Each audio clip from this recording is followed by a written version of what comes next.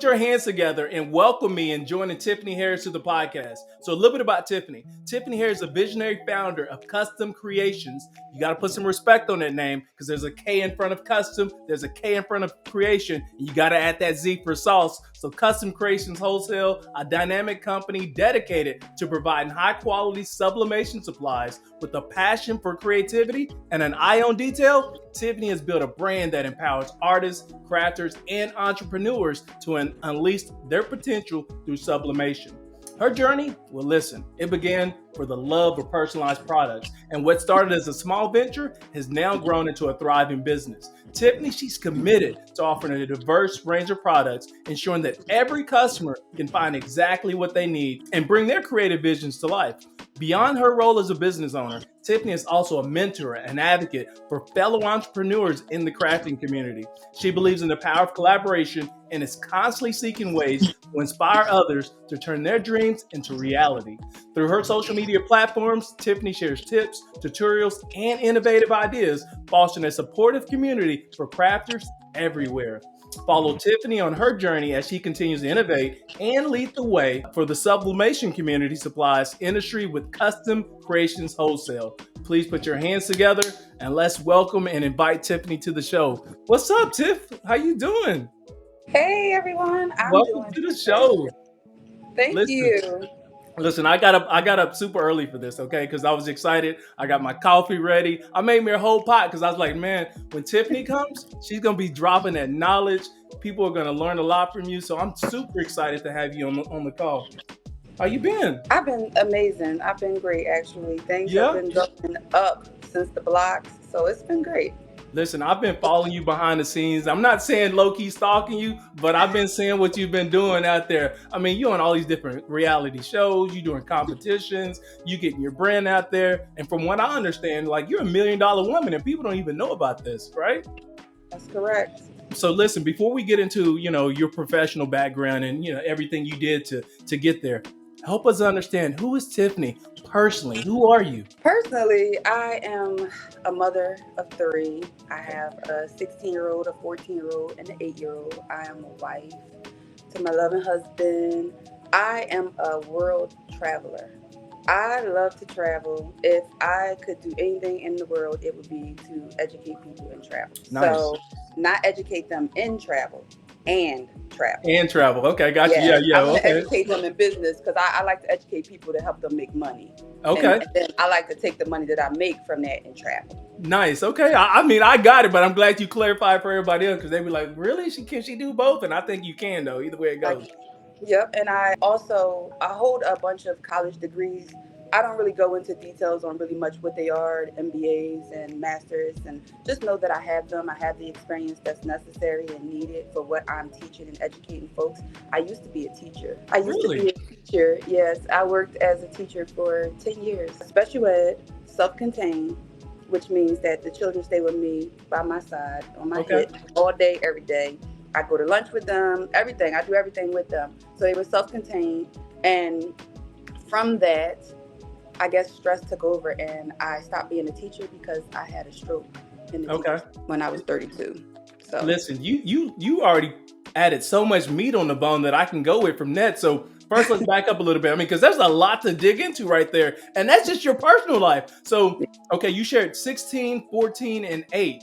Yep. Right? All boys? Girl, boy, girl. Girl, boy, girl. What has that experience been like as a mom, especially with those kids so close in age? Well, the teenagers are a handful.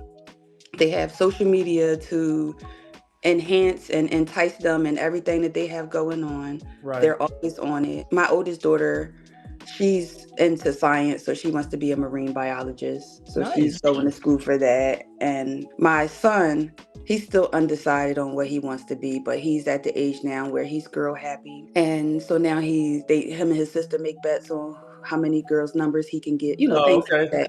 That's what boys do. Yeah, and then my 8-year-old, she's just into Fortnite or those games, Roblox and all that stuff. So they're the normal type of kids that we have in this generation that we're in. So let me ask you this. So you told me about your kids. You also said you spent 10 years as a teacher for special ed students. So what led you to that? How did that come about? So I've always had a passion for education. It didn't matter how I was doing it or who I was teaching. I just needed to teach people. So I decided I wanted to teach the youth because that's who we need. They're our future for real. Right. So I wanted to start with them. And what happened was I just grew a love for autism when I was in college, getting my master's in education. I wound up getting a minor in autism studies. So once the school district found out that I had that, they immediately put me into special ed, but I had no help. Okay. So I didn't have like an aide or anything. It was just me. And then when Wow. I fought for an aide, they eventually, the new principal came and he took the aide away, basically saying like, I don't need it. And I'm thinking, do you know what autism is? And Exactly. one kid is probably too much for one person, Right. let alone 10 in different grade levels because it was K to 5. So it was just a lot going on. And I think at some point the stress took over and I was ignoring it. Right. And luckily for me, God set somebody at that table with me that just recently went through the same exact situation a week prior with her mother. And when she saw it going on with me, she immediately sprung into action. And she probably saved my life that day. Wow. Okay. Still, you're giving me so much meat to go with. Like, you man, already this is interesting. I think we're the first 3 minutes into this episode. All right, so you ended up getting your master's degree. You spent 10 years teaching kids with autism. Okay, help me understand. What inspired you to even go that route, though? Is it that you have a family member that had autism, or what was that? No, so I used, okay, I guess I gotta go back a little bit further. So before I became a teacher, I used to be a nurse. So when I was This is getting deep. You all over the place. Let's go. All right, let me go. All right, well, let me just go back to the beginning. Okay. So I graduated from Penn State University with bachelor's degree in hotel, restaurant, and institutional management. Okay. I went all around the world following President Donald Trump because he's the hotel man. So that was my goal. I was going to own a hotel. I was going to do these things.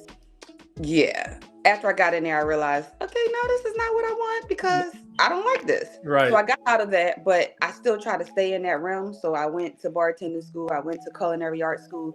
In my mind, I'm thinking if I have all these trades, then I would be able to build my hotel up. And if such and such calls out, then I can just fill in for them. Sure. This is 18-year-old, 22-year-old me thinking, right? Right. By the time I finished culinary arts school, I decided I'm going to go. I was just walking with my chef coat on and coming from school one day in the grocery store, and the man walked up to me and said, "Are you a chef?" And I said, "I'm training to be one." He said, "Would you like a job?" And I was like, "Sure." Yeah. And then he gives me a job at a nursing home. I get into the nursing home. I fall in love with the residents. Hated the food. I couldn't season. I couldn't do anything. Right. So I fall in love with the residents, and then I become a CNA. And then from CNA, I go to LPN. And then I realized I'm just going to do hospice because that's the end of life. Stuff was happening. My mom passed away from stomach cancer and she went through hospice. And the way that the hospice company helped my family, meaning me, because my mom was in my house dying, the way they helped me, I just felt like, man, I got to give back on behalf of my mom. Sure. So I'm going to go work as, in hospice because I was already a nurse. So it wasn't like it was changing of a career. So I was like, I'm going to go do that. And when I did that, it took me to a place where I started being around children who were autistic that were on hospice, adults who were autistic that were on hospice, and a lot of them were nonverbal. And it was something about that made me feel like I need to help these people because they can't speak and they can't talk for themselves and they can't protect themselves in so many words. And a lot of the times if I'm there, even just as the nurse, if the parent is not there, that means the parent at work. So who's taking care of this special person? So afterwards, I realized I'm going to go and be a professor because I just want to teach college level. Right. I have the degrees at this point, so I can do it. And they were like, no, you need experience in K to 12. That's how I got into K to 12 schooling. Okay. So I did that for as long as I could up until that fateful day that I had a stroke in the teacher's lounge. Whoa. Okay, so hold on. For everybody joining, welcome to the podcast, Health Hustle Chronicles, where the grind meets growth in the world of healthcare. As you know, this ain't your typical podcast because I bring you some of the freshest, the livest guests from around the world around the world, Craig. And today we got very own special Tiffany Harris, who's also the founder and visionary owner of Kustom Kreationz Wholesale. And right now we're digging into her background, and it's juicy. Like this, the force in you is real. This journey, man, wow. I don't know if I've ever interviewed someone who's already navigated so many different careers at such a young age. So Yeah. I know, right? Like you've had like 8 different careers already at the age of 25. I was like, darn, you hustling. All right. So we did that. You spent 10 years and then you ended up, realizing that you can't do this anymore and ended up having a stroke. Tell me a little bit about that. What happened? So, all right. I was pregnant with my youngest daughter, and I was sitting in traffic. Traffic is stopped. Okay. I see this car. I see it. It's flying down this highway. I see it through my rearview mirror, and I'll never forget. I was in the car. I'm a classic man. Is that exactly what you were listening to? That's exactly. I'll never forget. That's exactly what I was listening to. I was jamming. I was doing the 1-2 thing. Yeah. I was 6.5 months pregnant. Right. Just little jamming, and then I see this car, and I go, "Oh my God, they're gonna hit me. They're gonna hit me. Right. They're gonna hit me." And I tense up. Bam! She hits me. I hit the car in front of me. That car hits the car in front of them. From that, I'm immediately like, "Oh my God, my baby," whatever. So they take me to the hospital. They check the baby. All's well with the baby. Right. They let me go home. What year is this? What year is this, by the way? This is 2016. 2016. Okay, for reference. We They, got January 5th, 2016. Wow. They never do anything to me, to check me. Okay. They just check the baby, right? I get up, I leave. About 2 months later, I'm at church. Me and my husband, it's Girl Scout Sunday. My girls are Girl Scouts. And we're sitting at church, and the drums and everything is playing, and it's just like, oh my God, like what is going on? And then I have my phone, I put my finger on the back, and it immediately tells me that my heart rate is like astronomically high. And I'm like, I just tapped my husband like, bro, we need to go. I think I'm about to have this baby. Because now I'm 8.5 months pregnant. So we go to the hospital, and they're like, what's the problem? Are you having contractions? And I'm like, no, I just got this pounding headache. Like maybe like an aneurysm. They're like, do you have any, past history or anybody with aneurysm? My mom. So they're like, okay, immediately they take me back. They're doing everything. Come to find out, I have my right carotid artery is dissected because of the blunt force trauma and the jerk. Is that the seatbelt they called that? It's carotid okay. artery. So but was the seatbelt, was it pressing up against your neck that made that happen like that? No, okay. It didn't come from the seatbelt. It came from the whiplash of my head actually jerking forward and then hitting back. Wow. And my head might have hit the steering wheel, but I couldn't remember that part. Sure. But that was pretty much how it went. And then they didn't find that until I went in and was like, something's wrong. They found it. It was dissected. So it was free flowing blood just shooting out. So you're bleeding internally out of your neck? Out of my neck. And it was going back up into my brain and coming back down or whatever. And long story going short, they tell me there's no way to fix it. It's a 95% chance that I would die if they tried to fix it. So they just need to leave it like that. I need to be on life-sustaining medications for the rest of my life, and that's just how it's going to be. And I'm sitting here like, what? And they're like, yeah, you're more susceptible and prone to strokes, but you're young and healthy. Shouldn't be no problem. I was not young and healthy. I was young, but I was not healthy. Gotcha. I was 100 pounds overweight. It was a lot going on. I had high blood pressure. I had epilepsy. I had asthma. I was not young and healthy. But anywho, I digress. I go on about my business. The doctors take me out of work, of course. And then now I'm at home just sitting with a brand new baby. And I think I went back to work that August. Okay. I had a stroke September 19th or September 2020 something. It was literally like 3 weeks into the school year. So yeah. And then I went home, and the doctor, I had a stroke on a Friday, went to the hospital. I was back at work on Monday. Hand can't open. This was completely closed like this for probably almost a year. And the principal still was telling me, oh, you got to pick up these kids in their wheelchairs. You got to change their diapers. And I'm like, dude, like, how you expect me to do this? So it went a long, long way. And then my doctor was just like, I can't watch you do this anymore to yourself. She was like, I'm pulling you. And if you don't want to come, she just said, you know what? there is no don't want to come. It's either you live for you and your children, or you die for someone else's children. Sure. Oh, well, when you put it like that, I It's guess an I easy need to live for decision. me and my children. Right, So right. that's what I did. And I came home and I stayed home. And I was so bored because I'm so used to working. I've been working since I was 14 years old. So in my mind, it's like, how do you not work, you know? Yeah. And then in March of 2018, because now I've been out of work for like 18 months at this point. Okay. My husband proposes to me in our living room with our kids there. And I start looking for people to make stuff for my wedding, customize stuff. Hey, can you make me these invitations? I'm interested in finding out your price for these invitations. Oh, for that? So this is how we're getting to that entrepreneurial journey from this. All this. Yeah. Okay, go ahead. This is getting good. I want to make sure Yeah. the audience is following along as well. All right, go ahead. Yeah. So I went and I said, okay, how much for 150 of these invitations? Now I'm going to explain to you the invitation. I wish I had one. Okay.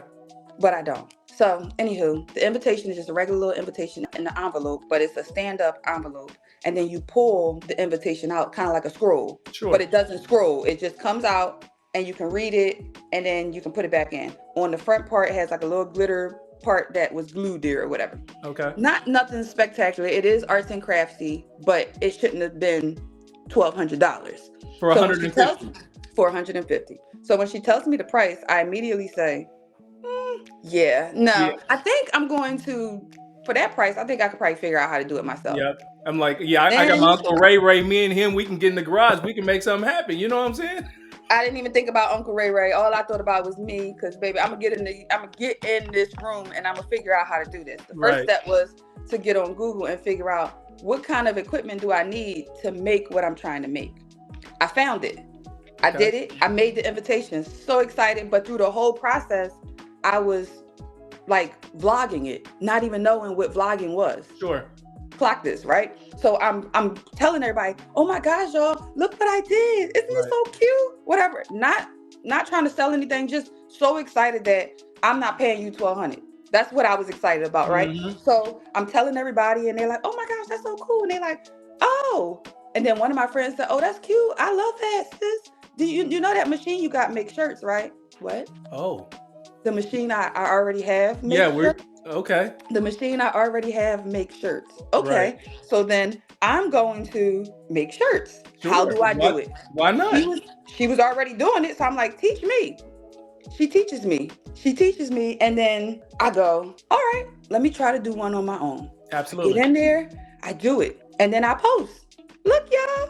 I made my first shirt. It looked horrible. This was my first time realizing that people who really, really bang with you, they're gonna buy bullcrap. Yeah. And that is what I was selling in the very beginning, in my opinion. It might have looked nice, but the stuff that I'm doing now is completely fire. You're on another level now. I'm on a whole another tier, you know. Okay. So I'm sitting back and I'm like, I'm gonna keep posting and showing people what I'm doing. Right. Next thing I know, people are like, oh, I like that shirt. How much is that? How much is that? And I'm like, how much? Yeah. Now, mind you, I've always been a hustler. My mom raised me that way. Okay. You hear me? She used to take me out when I was between the ages of 6 and 10 to shovel people's sidewalk to make money. Gotcha. My mom always raised me to be a hustler. So all I knew was, oh, I'm about to tear the game up. And what I realized was the people who were around in my space, like in my city, they didn't like that. Oh, they didn't want to teach me. They didn't want to help me. I had to go outside of my city to get help from somebody else. Sure. And then come back.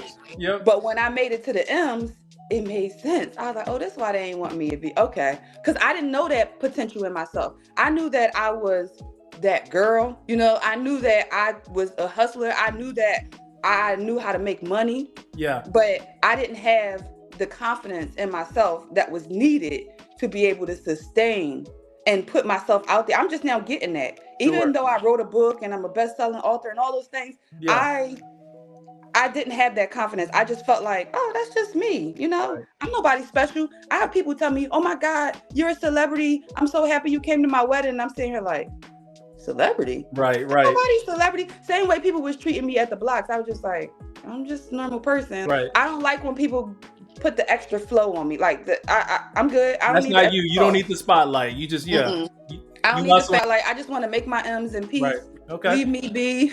That's just that. What? So that is how Kustom Kreationz was born. The custom apparel line, because I have Kustom Kreationz, which is the custom apparel line, but then I also started Kustom Kreationz Wholesale, which is a whole different entity.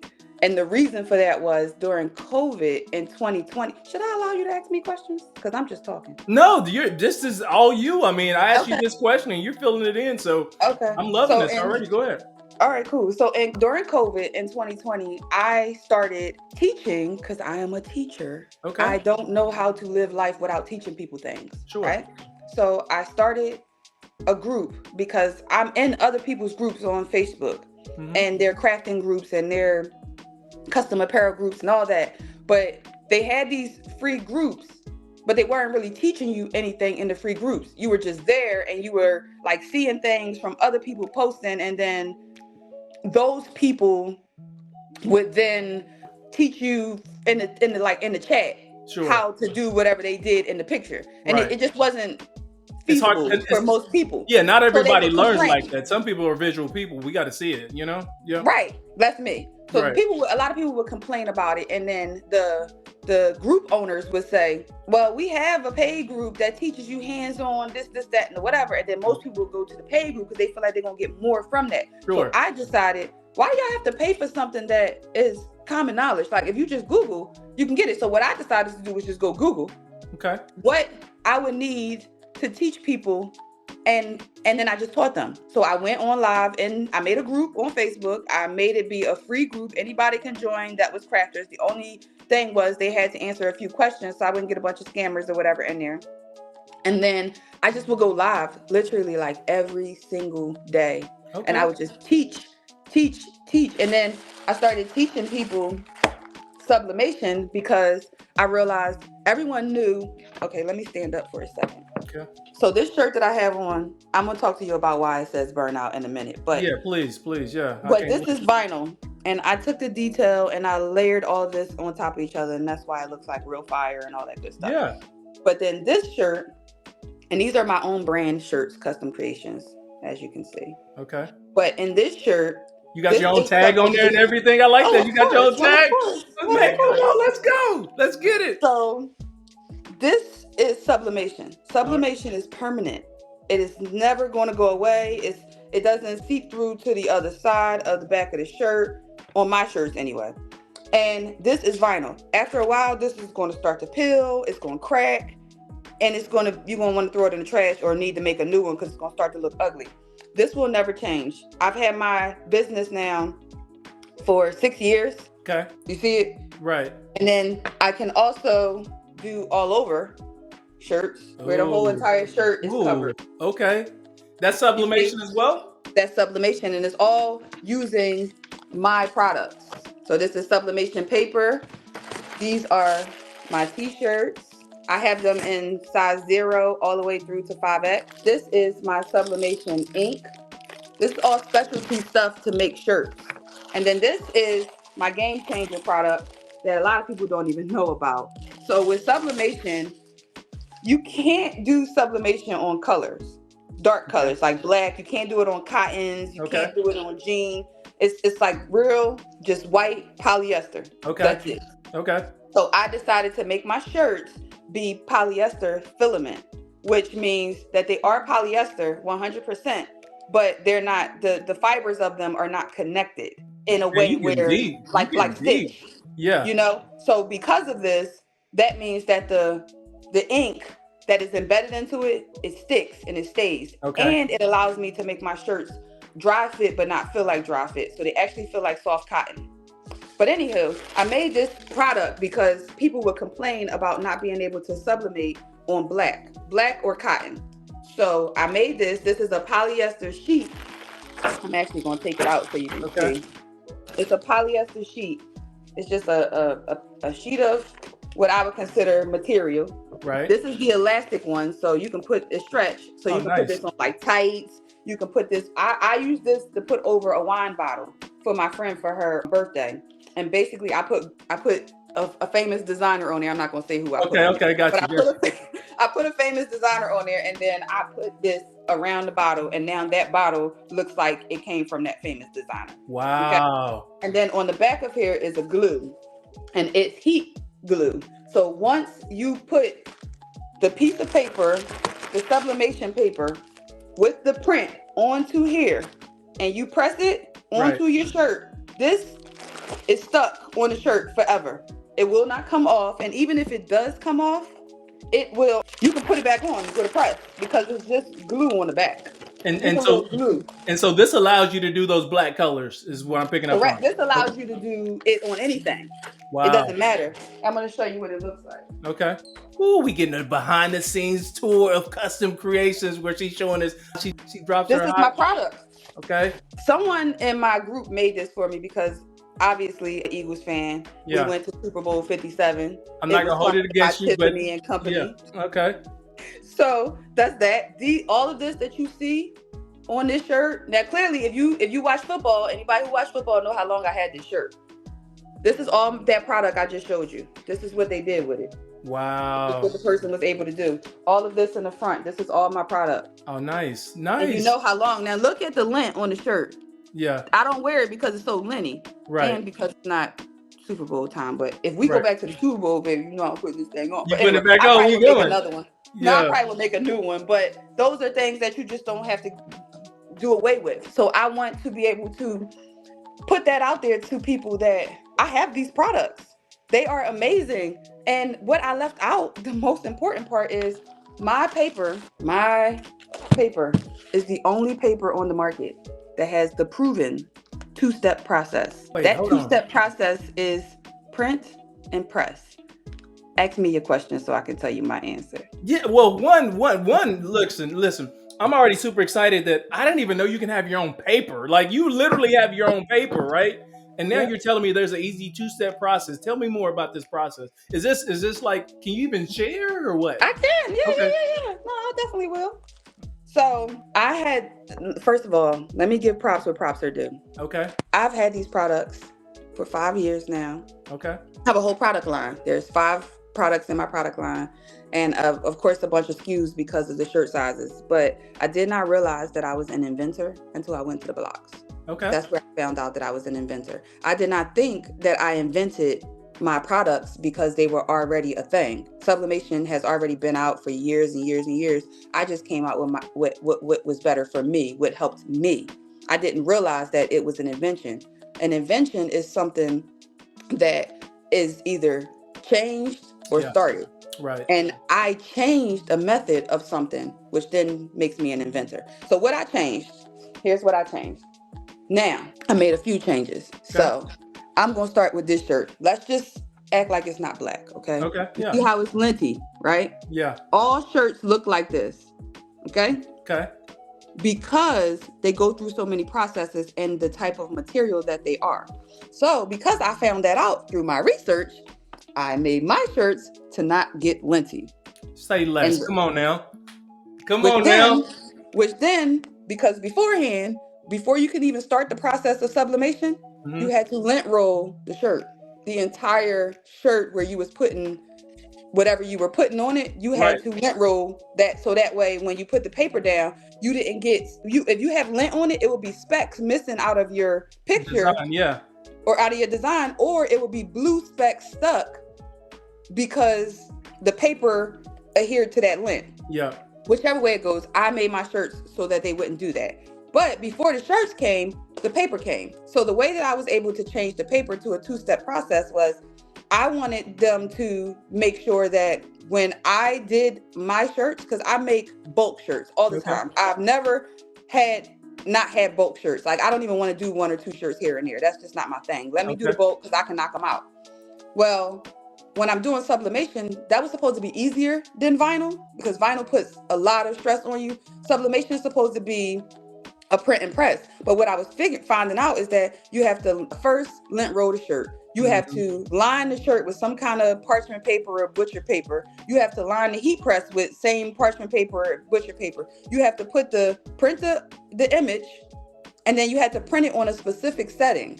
That was the problem, because that setting poured out way too much ink, and it took maybe 4 or 5 minutes to print one image. Okay. So now I'm sitting here for at least 10 minutes prepping one shirt, but I'm making hundreds at a time. That's too much time for me. So I went, in my paper, I decided we won't need no heat tape, because at the end of doing all of that and the print actually comes out, your 7th step is to put heat tape on to the sublimation paper so that it doesn't shift. That's what we call ghosting. Okay. You don't want that. So what I did was I made my paper different by making it thinner. It doesn't get jammed in the printers anymore, because the thicker papers was getting jammed. You don't have to print on that high setting premium presentation matte or whatever. You print on regular copy paper because it's thin like regular copy paper, and it prints out in seconds, because you don't need a bunch of ink going on it, because my shirts were made to pull the ink.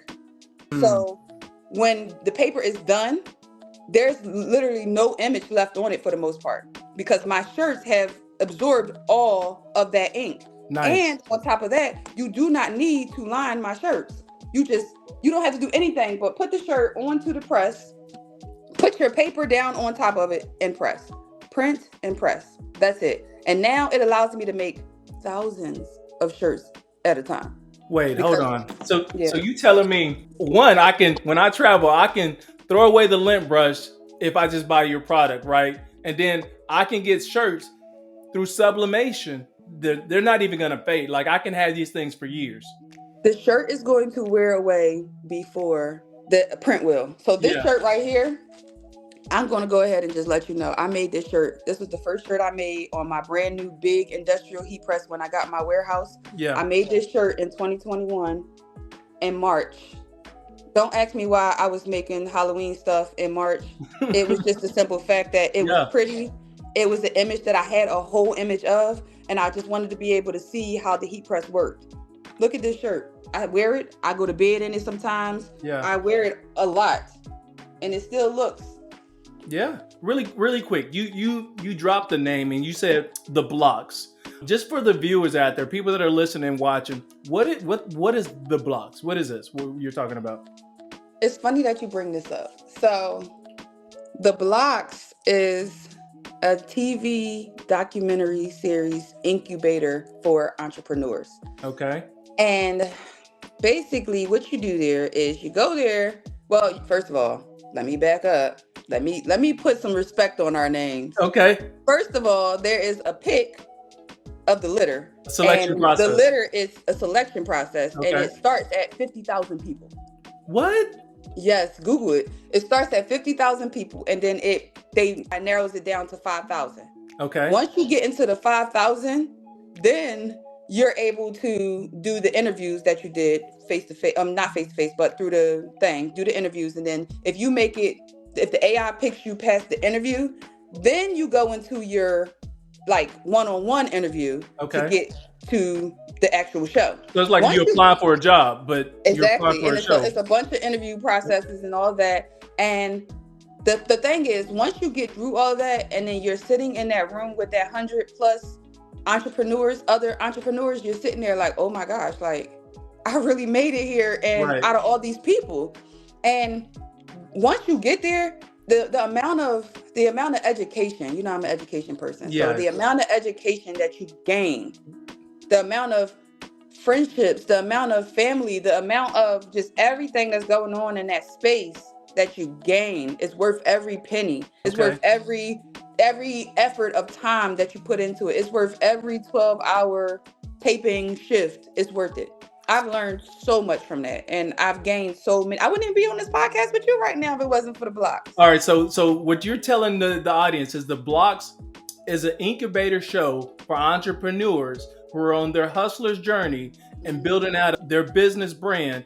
And there's a selection process that starts with 50,000 plus people, and then they start to tailor it down to narrow down, I guess, the window of applicants is actually going to be on the show. And then out of these 50,000, they narrowed it down, and only 100 or so are actually selected to be casted. And you're one of the 50,000? Yep. Come on now, talk your shit. Let's go. Wow. Okay, so this is something that you did. All right. I'm not going to spend a whole lot of time talking about that. But, kudos to you. Hats off to you. Thank you. I'm glad you had that education. I'm glad you got selected. And I can already tell that you're extremely passionate about helping other people. Your journey already is so inspired. I mean, like, listen, we talking about hotel, you're going to be a chef, or you're following Trump. We're talking about having kids. We're talking about nursing homes. Then we jumped into you having strokes in cars and going back to work and helping kids with autism for 10 years. And then you fast forward to you became an entrepreneur, and now you have your own product line. Tell me more about, your product line. Is this local within your state? Is it like, what's your service area? Help me understand that. So I service the whole world, actually. It's crazy how it all happens. So what basically happened is I came out with these products, but because I was cultivating this group for free this whole time, when I actually decided to open my mouth and say, hey, I think I did a thing, and then I shared it with them, everyone was like, oh my God, how can we pre-order? How can we get it? How can we get it? And then I opened that up. By the time the products actually came and I sold them and shipped them all out, it was now January of 2021, I believe. No, 2022. And I'm doing my taxes and I realized this can't be right. This says that I made $1.6 million. Man, come on now. This can't be right. Come on now. I must have did something wrong. Let me go back and recheck.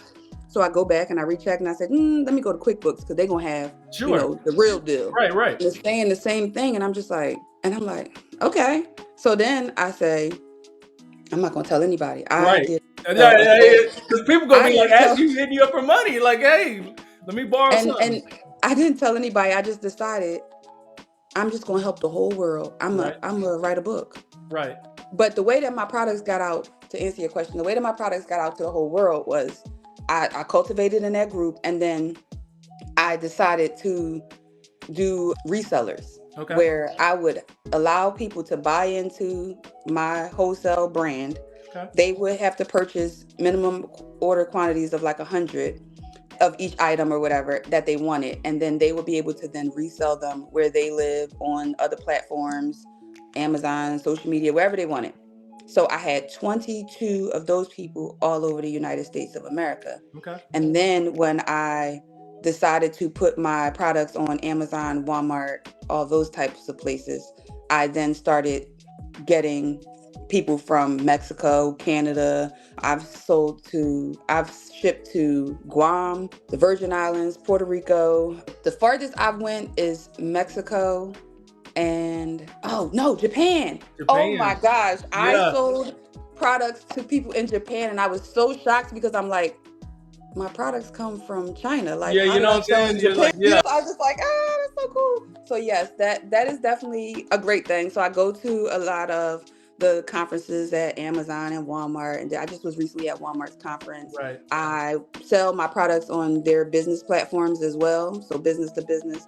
So they're around and they are known, but I feel like I need to get out there and beat the streets and let people know about my two-step process, because I wasn't even sharing that part. I was just sharing, I got sublimation paper, or I got products. It was never like, no, I got the best. Because I've tried them all. So I know I got the best. I know that the best is A-Sub. I'll say their name. They're my competition. But they're not really, because they don't even know that they're my competition, because they're not. They just got all of the customers right now because they're the most popular, but they're not the best. All right. So as soon as we're able to let people know that who the best is, then maybe we'll be back. Absolutely. So here it is. You're double checking your QuickBooks. You realize how much revenue your company has generated. Talk to me. How big is your team at this point? It's got to be like 15, 20 people, right? What do you mean just one? Like, it was just me. Wait, you did all this by yourself? Unfortunately, yes. You mean unfortunately? You did it though. I say unfortunately for a reason. There's a reason why I'm wearing a shirt that says burnout with a bunch of flames on it. You need me to stand up again? Yeah. You see that? I'm glad you brought that up. So, all right. So you've been through this hustler journey. You talked about all these different career paths. You ended up becoming an entrepreneur after your husband proposed to you. Someone told you that these cars were going to be $1,200 for $150. You decided to do your own thing. That led you to create your own custom apparel brand, which is launched a product line to help people design and build shirts like yours through sublimation, right? And you did it all by yourself. Talk to me about some of the pitfalls. Like, what did I you did it all learn? by myself from my living room. Yeah. What I learned is don't do it all by yourself. And I say that I know that it's hard. In the beginning, first of all, when you start a business, you're not even starting it with the intentions of starting it. Most of us start a business because we came up with an idea. Right. We put it out, we said it out loud, and people thought it was a great idea and they were willing to buy it. Right. They were willing to invest into it. So you started to sell it. That's how the business came about for most people. Right. That was me. I told you the story already. So that's exactly what happened. It just scaled really quickly, really fast. And I wasn't prepared and I wasn't ready. And I didn't have any employees. I couldn't find any that knew what they were doing. The ones that lied and told me they knew what they were doing wound up getting fired because they didn't, and they were just costing me money. So at the end, I'm a Gemini, and my thought process is, forget it, I'll do it myself. Yep. And that's what happened. And from that, I started, I ran, I scaled from my living room to a brick and mortar 3,500 square feet warehouse by myself, putting labels on each barcode on each thing myself. I was also still making all the shirts myself. The problem where the burnout came from was when the sales started to decrease because the world was opening back up again, and nobody really cared about doing a side hustle because they can go back to their real job. Then my business took a hit because there wasn't many people buying my products anymore because it's 100 sheets of paper that come in here. So you got to make 100 shirts before you need a new pack of paper, basically. Right. So it was hard. And so therefore I decided I'm just going to rev up or beef up the printing side. So I went and I spent hundreds of thousands of dollars on all types of printing stuff. And it never clicked in my head, girl, who is going to run all these machines? But I was taking orders for every single machine. It did not matter. And I was just bing, bing, bing, bing, bing, bing, bing. Right. And I went to the hospital in August of 2022. And the doctors was like, your heart enzyme levels are elevated. It looks like you're having a heart attack. We need to admit you. And I'm just sitting there like, I feel perfectly fine. What are y'all talking about? But I went to the hospital because I was having shortness of breath.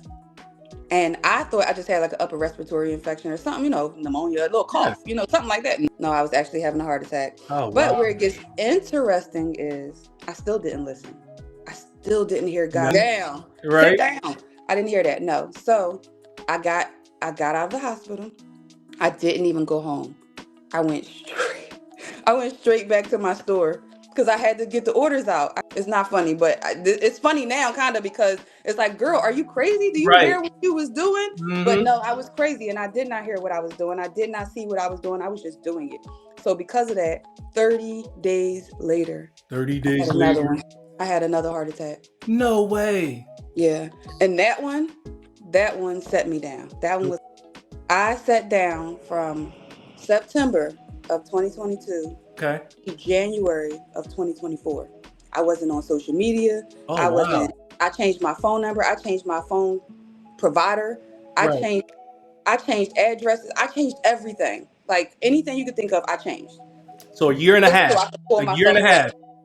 Yep. I went into this little bubble. I just focused on me. I did not do no t-shirts. I sold everything. I got rid of everything. I made so many drastic mistakes because of those heart attacks, because I was so scared that I was going to kill myself. So I sold everything, like for the lowest, cheapest, dumbest prices you could ever think of. Mm-hmm. I was just getting rid of everything. And now when I come back in 2024 in January, God immediately brings me back.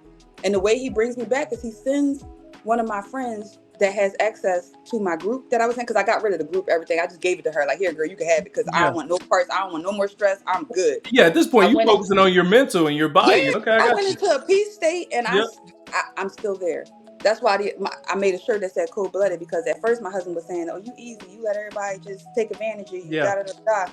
And now I have boundaries. See, before I didn't have boundaries. If I had boundaries, a lot of this stuff wouldn't have happened. I wouldn't have had heart attacks because I would have had boundaries. I would have known that my health is more important than anybody else. I would have known that you're going to kill me. I'm going to kill me trying to make you happy, trying to please you. If I would have known that, if I would have taken that and heard that, it wouldn't have happened. So I wrote a book, bestseller. Go ahead, drop the name of that book. What is It's it? The Makings of Me, My Journey to Seven Figures from My Living Room. Oh, It tells you about my whole life. It talks about me from birth, from conception, what I okay. went through, just a little bit of stuff. My mom died. So it's kind of like an autobiography. Oh yeah, but then Okay. it halfway through, it goes into my life in 2022. Okay. It does not tell you about heart attacks because guess what? They didn't come until after I wrote the book. Wow. After everything was done, then I had 2 heart attacks. So of course we're writing a new book, of course. So Yeah. it'll talk about that in there. But the main reason for me writing this book was not to tell about my life, and for real. It was basically to let people know that I understand that you go through things. I understand that life is stressful, and I understand that we all have trials and tribulations. But let me just tell you about mine and how I still was able to succeed and still push through all those things. My father was murdered when I was 14 years old and left out on the side of the sidewalk for trash. Whoa. There's a lot that has been going on in my life. I was raised by my siblings, that are only 10 and 11 years older than me. So there's a lot that unpacks in this book to then tell you how my mom was dying in my house of cancer, and I'm taking care of her physically. I have no job, but I'm still in college. I'm going to school online because I need to be able to do something when my mom is gone. Right. You understand what I'm saying? So when everyone else is falling apart, I have to be strong. And then I had to learn now, after the burnout, after the 2 heart attacks, I don't have to be strong. I don't have to be strong for none of you. I just need to be strong for me. If I'm not good, what am I doing with y'all? What are you gonna do without me? If I'm the one that's always constantly pouring into your cup, you can't do nothing without me. You need me. I'm loving this. I'm only able to pour now. I understand I'm only able to pour out of a cup that I have extra in. And 9 times out of 10, my cup don't have no extra because I got a husband and 3 kids. Yeah. So sorry, not sorry. So basically, I mean, you've been through quite a bit. It sounded like the book was a release for you, but it also was an educational piece to help others to prevent them from, falling in that same path as you. Mm-hmm. But in addition to that, I picked up on 2 big things right there that I think is important for the audience to know. One, you talked about setting boundaries, because I think that's so hard for a lot of us to do, is set boundaries so we can focus on ourselves. And then that last part, which was a segue, is allow yourself to focus on yourself so you can be the best version of yourself. Is that what I'm picking up on? That's it. That's exactly it. Wow. Okay. So there's a lot going on here, and I know I want to be respectful of your time. So I want to get through some of these key questions that I have for you really quick. You're doing a lot. You're over here making these M's. You're doing this by yourself. You grew this business. You've had heart attacks. You got husband, kids, and all this. And again, you're a one-woman show, but you're out here and you're making it work. So help me understand, how do you separate that personal life from that business life, or can you? Good question. Yeah. So the answer in truth is yes, you can. Did I? No. Okay. I'm the first person to tell everybody my whole entire household was neglected. The entire 4 years I was in business after I bought out my paper line. After I bought out my product line, my entire family was neglected. They ate out. They stayed over. I had people tell me that I was a bad mom because I would travel and leave my kids, whatever the case may be. Right. They were neglected by me. They weren't neglected in general because they still had their father here. Sure. But I was not. I was out everywhere doing everything for this business to promote it. But when I finally came and sat back down after them heart attacks, my kids showed me that they appreciated me. Oh. They told me, because I came to them with truth. I was like, listen, I know that I was a millionaire. I know that I'm not now. And they're looking at me like, what? And I'm just trying to explain to them, money just leaves, Yeah. And I was literally giving my money away because I had no boundaries. I was a people pleaser. I wanted to help everybody. I wanted everybody to feel like I was the best person to them. I was the best friend. I was the best sibling. I was the best this, that. So I would just help everybody. Now I'm teaching my children that's not the way to go about life. You need to help you. You need to focus on you. Forget everybody else. And it sounds bad, but when you think about it, It's not. It's you preserving you. It's you setting boundaries for you. And my kids appreciate that now. Now I'm home more. I can still work my business from home. I'm back in my living room. It's so iconic to be back in my living room because I thought that I needed all that space, which I did with the product line. Sure. But now I've learned that there's drop shipping. There's so many other plethora of things that I could be doing. I can get a storage unit. I don't have to have an actual brick and mortar location. And now that I've learned those things and the overhead is lower, I can do more things with my kids. I can spend more time with them. It wasn't like we weren't spending any time. They got everything they wanted. They did whatever they wanted to do. It was just like that bonding time with mom wasn't there all the time because I wasn't here all the time. But when I was, they were up under me. We're watching movies. We having mom and kid time and all that. But now that I'm home, I see they love that I cook dinner every day. Yeah, and nice. I love it. I love being. I love eating. So I'm waiting for my invite. Let's go. So I be in here. I be chefing it up in the kitchen. Yeah. I have all these gizmos and gadgets and whatnot, and I make fresh bread and I be juicing stuff. Nice. It's really relaxing. Dope. It's dope. You're a full mom now. You just reinvented yourself. I love this. Yeah. All right, and I still get to do all the things I love that I'm passionate about, like make custom apparel, because that's a passion of mine, and I didn't even realize it until I let it go for 18 months. So I had to reach out. So really quick, tell me what do you, in your opinion, what do you think hold people back from achieving their goals? People. To expand on that. People hold themselves back from their own goals because they give up. When the times get hard, you throw in the towel. I just told somebody this quote, and it basically said, if you're an entrepreneur, when the times get hard, take a rest. Don't quit. Because as an entrepreneur, right, there's so many reasons for us to quit. Lack of cash flow. I quit. This business ain't making me no money. I gotta go. Yep. No employees. I'm tired. I'm burnt out. I can't do this. I quit. I gotta go. It's only me. I'm the jack of all trades and I gotta do everything. You don't have to do everything, but you're choosing to do everything because you want to be cheap. Yep. I had to realize you have to navigate who to spend your money with, who to invest your services and your time with. Because like I said, I was giving away my money. Ooh, that person does this. They want $15,000 for their masterclass. Paid. I'm going to go sit in it and see what's going on. I'm going to get on a plane. I'm going to get on the train and the bus and the boat, and I'm just going to be there. And then you're just there. Because nothing is worth that. And I'm not saying that what they were given wasn't worth that, but it wasn't for me. It did not help me do anything. It actually made me buy expensive things that I would never have bought. Got you. Because I'm not a materialistic person.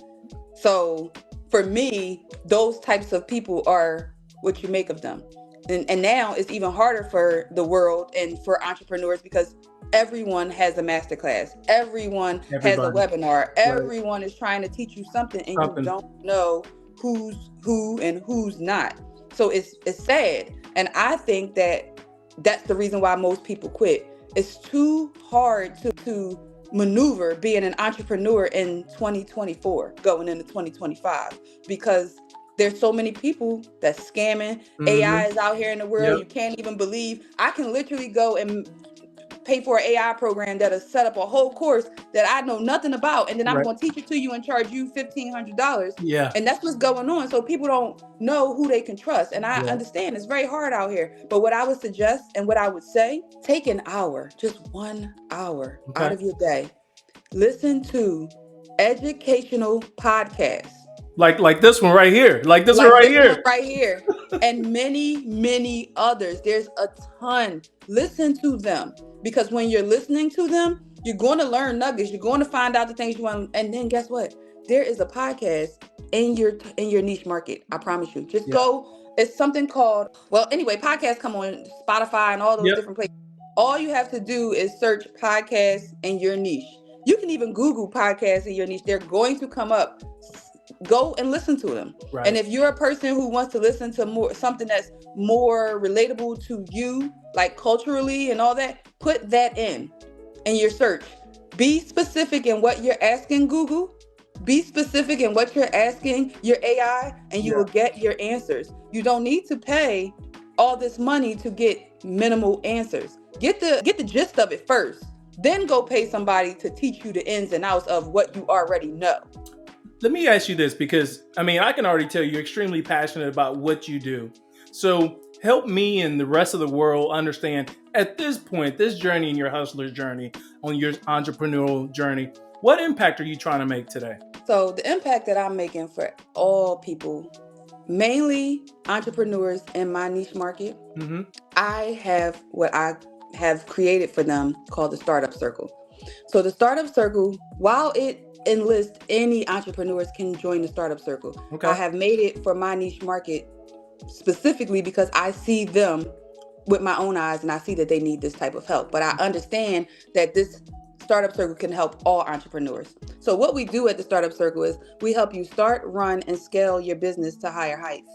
And the way we do that is by coaching, mentoring. We have different tier levels of pricing because, like I said, I understand that new entrepreneurs cannot afford a lot. So we want to make it where it's either free or low cost. So we do have a free Facebook group, the Startup Circle. And in that group, I share knowledge. I tell you how to do different things. I share other people's webinars, whatever I feel like is going to give you information that's going to help you in your journey. That's all free. So I just share it in there as it goes. But in the paid tiers, it's a lot more. You have what I call the Rolodex at the palm of your fingers. So on our website, you can basically go into the search and you can search podcast. Hustle Podcast gonna come up. Ooh. Because Patrick in my circle. You understand what I'm saying? Right. Now, I may be an entrepreneur who just feels like if I could just get myself on a popping TV show or podcast or whatever, I can make some things happen. Well, I just put you in contact with a podcaster that's popping. So there you go. And you got to pay for these services to be in the Startup Circle and a membership program, but at the same time, you can trust these people. You don't have to worry about being like me. And when I first started, I got scammed by everybody. Everybody had a great idea and it sounded great to me. And you was ready to go. You was game. I paid for it. I had the bread. Yeah. So it's different when you don't have the money because now you're rigid with it. And you're thinking, I don't want to pay for that, whatever. But when you start making the money and it's coming so gradually and so quickly, the first thing you're thinking is, I got the money. I'm going to go ahead and pay for that I was trying to do last time. And the whole time God was saying that wasn't meant for you. But you ain't listening, so you went and did it. And then you found out the hard way. You lost 15 racks and that's it. So yeah, I would suggest taking time to hone in on yourself. Find a niche or find a group that can help you, that can aid you, that can push you to better.